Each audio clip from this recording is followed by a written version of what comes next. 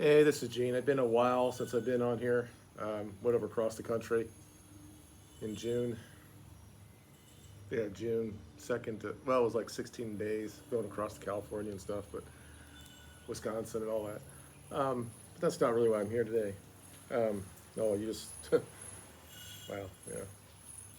Right after I came back, like 2 days after I came back, I took a small fall in the bathroom. Not really talking about that either, but I just noticed that when I put my head up there. Um, yeah, the wife was in the pool. She came in, went to the bathroom. Thought she cleaned it up as far as putting water on the thing. About 2 days later, or 2 minutes later, I went in there and just went flip off my hand, on my feet, just went like that backwards and landed on my side and I hit the toilet, the loo. This was trying to um, stop my fall, but it didn't. I hit my ribs and the muscles underneath the ribs, and they really still hurt. And this has probably been, it's 2 weeks now. It hurts when I sneeze or whatever. It just hurts. It's the worst it's been. This is the worst pain I've had since I took the drugs to help my brain, my bud, my bones produce um, what's it called, marrow. When they were checking me to see what I had leukemia 1,000 years ago. That shit hurt the worst. But it went away. I'd be sitting there and it just hurt so bad. And then after about 20 minutes, it would be gone. This doesn't go anywhere. It's just there. And if I do something differently, it hurts. Like somebody's not stabbing me, but it just hurts a little bit. And as an older dude, I'm 59, it's going to take me a little while. My wife thinks I should be up and ready to go. I also have to prove to her. I have this huge bruise here as well. Uh, Now she's told me that she's sorry because she feels that it's her fault. I don't blame her. I'm not. Anyway, I don't need to talk about that. She didn't do anything wrong. The shit that happens, and I told her that it's just shit that happens. I have to be careful when I walk around. I just can't not know there's a possibility that I might trip on something.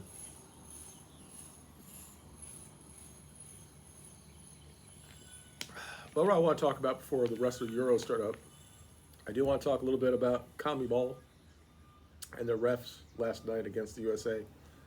I thought he was very poor. Still think the guy was offside, but maybe I've seen some other things on video this morning. Maybe he wasn't. That's no excuse for the United States. They need to score in these games. They don't. But he clearly wasn't. The guy's not good enough to be at that level to be making those type of decisions. And I think a lot of people understand in world football that Copa America is just like a 4/5 tier tournament. It was so much that, Messi didn't really care about not winning it. And finally, when he finally got a tournament win years ago with Argentina, then the next time they won the World Cup, then they said that he had the better career than Ronaldo, let's say. No, and if you look at the way that they set up the tournament and the referees and even the camera angle that they showed last night until they, I guess, changed it, was almost amateurist. It's worse than watching college soccer or something. It was poor, and the referee was very bad. And when you compare it to like Euros and to see how they do not allow the shit that the other teams do, they beat the shit out of our players last night. Nunez almost killed the one guy. He went over the top of his knee, almost broke it there, and he got a yellow. And then later in the game, he did some other shit, didn't give him anything. It was just poorly officiated. And I don't want to sit there and say that it was because they don't want the United States to be in the later stages of this tournament because we're American, we're the worst things of all time. But it kind of like seems that way. But still, our players had to be better, especially against Panama, who's one of the worst teams in CONCACAF. We shouldn't have gotten knocked out. We shouldn't have lost that game because our guy made a stupid decision. Just interesting watching the shit that I've seen. It's just the balance is not there, and you actually see it in the European Championships too. The different referees that they have a different level or what they think is a foul, or they take so much time on VAR. Whenever the English referees are out there, they take forever to look at a VAR decisions, while the other ones are like, oh, really quick. But before I wanted to go back and watch the rest of the round of 16s, which I think it ends today, or we're gonna have one more day. Anyway, it doesn't matter. I think 6 teams are in, or is it 4 teams are in? Yeah, and only one team that really deserves to be in, and that's Spain. Even though Spain was behind, they came back and continually did what they did, and eventually they wore down Georgia. But Germany didn't play really good against Denmark. I think Denmark had a goal that should have been allowed, which is unfortunate for them. I was kind of like rooting for them, even though I'm more German than I am anything else. And just watching France and Belgium, it's just like watching African teams watching each other. I mean, still the best player of the team is De Bruyne on both sides, but it's just not. Sorry, these are white countries that are dominated by Africans who have been in their state for 5 seconds, and now they're dominating everything. And it's just based on the fact that when they're young, they're a little bit faster than their white counterparts, and they get pushed along. Whereas the white guys go on to League Two or whatever the United States or in England. And everybody's going to say that's racist, Gene, for saying it, but this is actually what happens. I'll be when it actually happens, and I'm sure at some time, maybe not my lifetime, that an actual African team from an actual African nation wins the World Cup, then I'll say something different. There is no huge difference between the two races when it comes to this. That's not what I'm talking about, and I always get myself. It's been a while since I've been on here as well, so I have a lot of things that are going through my mind. I mean, I got the debate, and I got the fact that clearly everybody saw that Biden has an issue, and I don't like Trump. The only reason I might even vote for Trump is because he will actually appoint decent judges on the Supreme Court. Thank God that we have a couple of somewhat conservative ones on the court. The vitriol that's going out right now, the fact that now because a president has a presumed immunity for stuff that you do on the job, versus someone if you do something that's not part of the job and you do something, you don't have any immunity. And these Democrats are going around saying, "Oh my God, now we're all kings and shit," and they want to impeach the Supreme Court, and our president is basically saying the Supreme Court is a bunch of fascists, when everybody knows that the president, in their roles of president as the top of the executive, should have something like this, so you have the other people trying to stop him to do from what he's doing. There's nothing wrong with what he did and asked Pence to do his job correctly. There's nothing wrong when he called Georgia and said, "Hey, we need to see if there's more votes out there." There's nothing wrong with that, and they impeached him for shit like that. They impeached him for January 6th when he didn't tell anybody to go there and do anything, and it was one of the most unviolent coups in history. People don't understand the history of the United States at the Capitol and shit that's happened there. They can't. Oh, that's the worst thing since 9/11. They have no fucking idea what's happened at the Capitol in the past. But anyway, what I really want to talk about this is England. England has played absolute dog shit for 4 fucking games, and they got bailed out by people. It's not given the guy that took over Maguire's place, his head.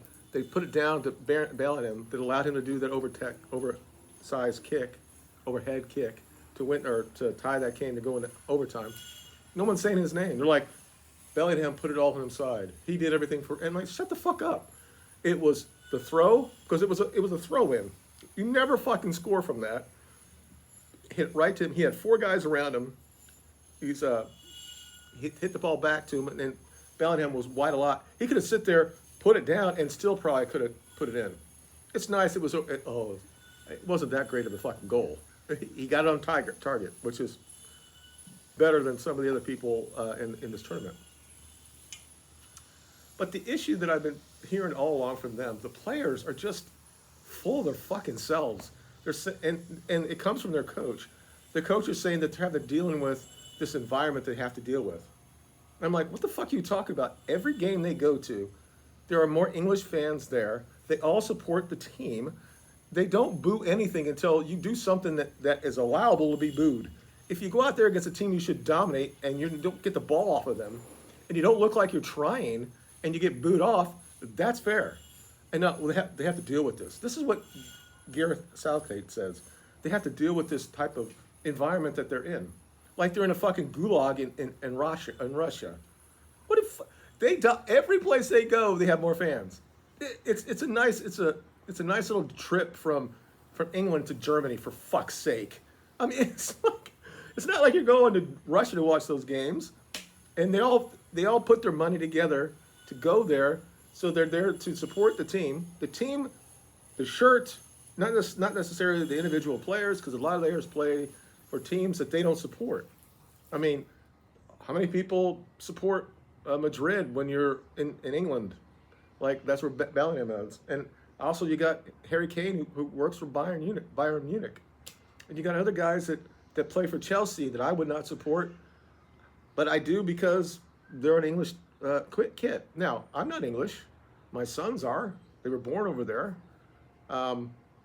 They want, my son was upset and he came out and then he sat down the last 15 minutes of that game, and then when they scored, he was, I think he's the one who won the game for him, not anybody on the pitch, but that's just me. It's just this entitlement, and I understand there's a generational change, but the fact that these players are just sitting there, well, what the fans are saying online, it affects us. And I'm like, why should it? And I think that Mark Goldbridge talked about this. He said these guys have been going against other guys in their positions for years and years and years, and now they're soft because somebody on the internet says you're not playing well, when they had to go against all the other players to get where they're at. It's not when you play sports, for the most part, it's not a participation trophy. You win through effort, and you're the best team there or the best person there. Now I think there's problems with recruitment, and I think we see a lot of native Europeans that are not elevated like they should be, and then later on in their lives you find out they're just as good or better. And you see like Romania and these teams that easily can take and play against the Frances that are almost all African at this point, or the Netherlands, or Belgium, that they can play well there against them. There's no racial thing here. It's just that in what is a dominant white culture, your team should somewhat represent that. And in this country, we always shy away from that when it's talking about white people, and they're doing it over there as well. But that's another thing as well. It's weird to me. And he was probably 60 seconds, maybe 90 seconds from losing his job, because the players, or Bellingham did that. And apparently Bellingham did like a gesture after the game. I don't know what he was saying. I don't know these young things. It looked like he was talking about his balls and his dick was bigger than everything else. If that's all he thinks about, okay. I don't give a shit. I think he's overrated. He might win the Ballon d'Or. I think the standard of football around the world has gone down in the last years. I think that it's not the same, I guess. And again, I'm an old guy. I think the game in the 90s and early 2000s was better. I still watch. But when when they can't, they should have clearly came after the first 3 games when they were still top of the group, because their group is so shit. They could have said we haven't been playing well, and we're gonna go out and do better, and we're gonna prove, not necessarily prove, to say that we're gonna be better. But the first thing they say is that, well, we have this problems that our fans are like this, and Mark just wouldn't make the dots work, because he won't do it. He's like, I don't understand why they're like this now. And I said, I can tell you what happened at the Euros when those last black 3 African English players missed those penalties, and some stupid ass people online said shit. Right away they said, now it's all fans they're being harsh to the national team, and especially if you're black. And they've used this, and everybody, when they get criticized, they think about that, because they think it's the same thing. And when we find out that 99.9% of those that did that on Twitter back then were not from England, they're not British people. They were people in the Middle East that have a problem with black people. And I don't think a lot of people, obviously, were upset for those young kids for put in that position. I understand why Marcus was there, but why was Saka the last person of the 5 to shoot? The youngest guy on the team.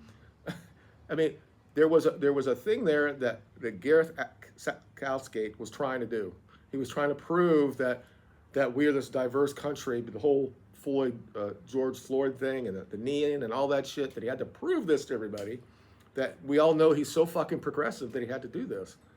He let the guy let him on the bench the entire time, now come in and hit a PK.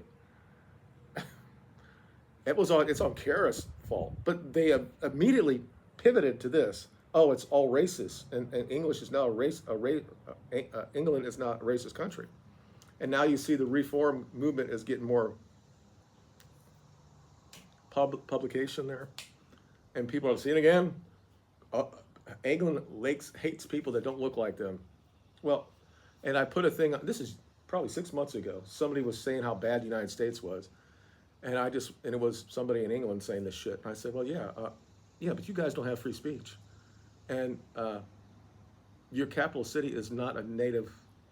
It's not England, and I probably have 1,000 comments underneath that, saying that they have no idea what I'm talking about. And there are other people that go in there saying, yeah, we absolutely know what you're talking about. I live outside of England or London. It has totally changed. I'm not the people that say it. I'm not the first person that said it. George Cleese or John Cleese or whatever said it, saying that it is no longer a native English town. Birmingham is not as well. Manchester won't be. Liverpool won't. All this won't happen. And it's fine. The same thing's happening in the United States at a much larger level, because we're 6 or 6 times bigger population-wise than England. But okay, you think it's like, I mean, these teams. If this country was so fucking racist, either here in the United States or in England, when they look on the field and half the team is not native born, let's say, or not whatever, because it's still a white country. Whatever people want to say, it's still a white country, and it has been for millennia. But everybody in the stadiums, or for the most part, are about the same. 90% of them in the crowd are white. They're still cheering on people regardless who you are, because you're inside that kit. And the fact is that we can't criticize them, because you go out there and you just put poor performances out there, being outplayed by teams that are so much lower than you, apparently, basically better teams than individual players. And this has been a problem for England forever.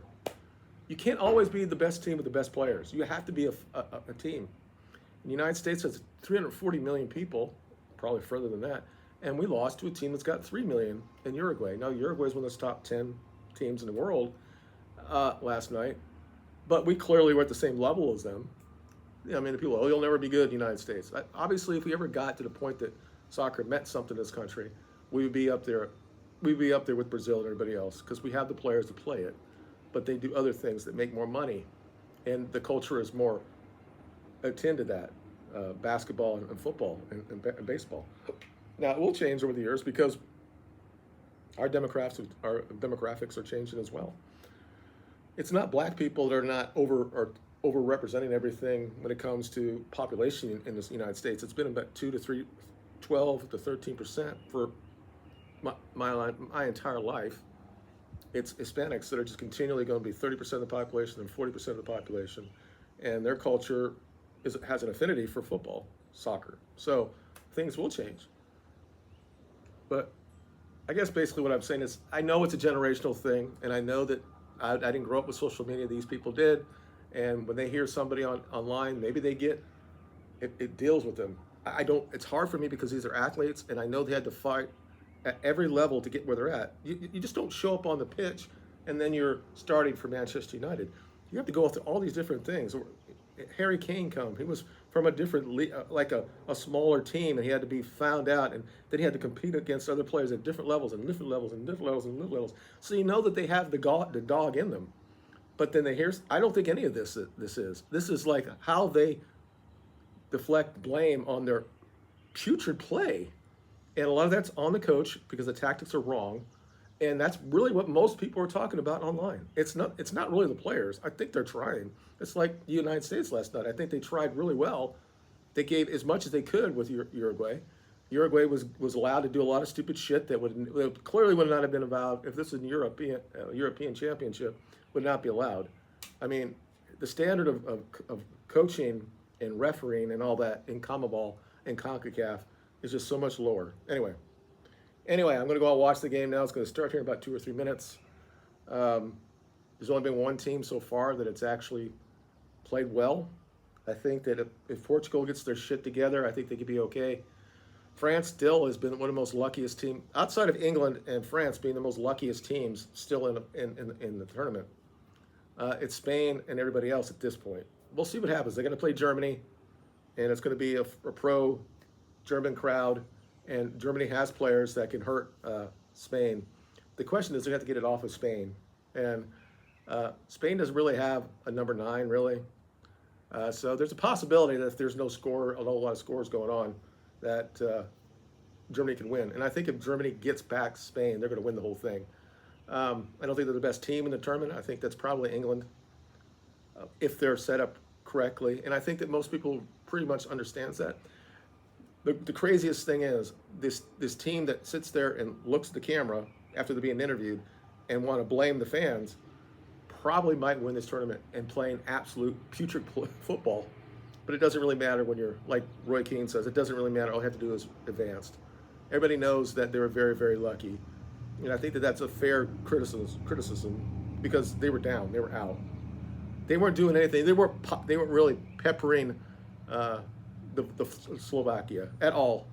They got the throw in, good throw, good head back, and then Bellingham, who makes $200 million or whatever he makes, clearly should put that on target, and he did. He's 6 feet out or 6 yards out. He puts it in the goal. And after that, even though England scored, Slovakia played better than them in the extra time as well. They were clearly a better overall team. They're basically all the same 6 and 7 type level of player, and they're all really good at what they did. Whereas we're not a lot of square pads and round holes or shit. This is how England has been and has been forever.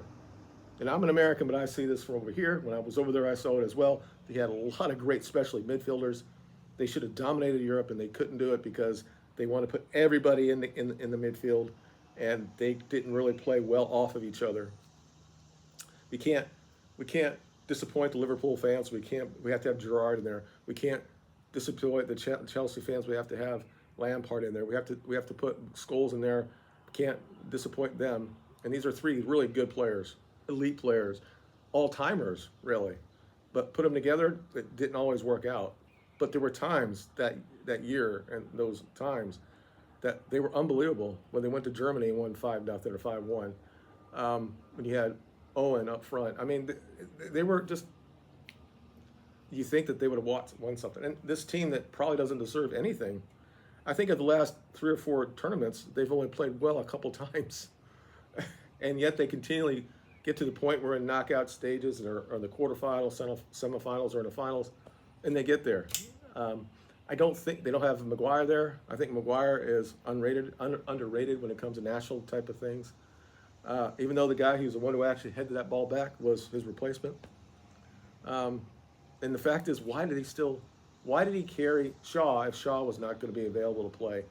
So everything changes because of this. Anyway, I'm going to stop right now. Tell me what you think. Do you think England will get to the final? If they do, and if they go either against Germany or Spain, they're going to get beat. So it might be delaying the inevitable, or maybe Germany will allow it to. Germany might play an open game, and then when you allow the players not to even think about it, with their talent, they might be able to do something in the final. Same thing with Spain. They might play an open game. They're not like the ticky-tacky team they used to be, but they might do that, and they'll allow the break, and maybe on that way they can win it. But we'll see, and you guys have a good day, and we'll talk about it in the comments. Bye.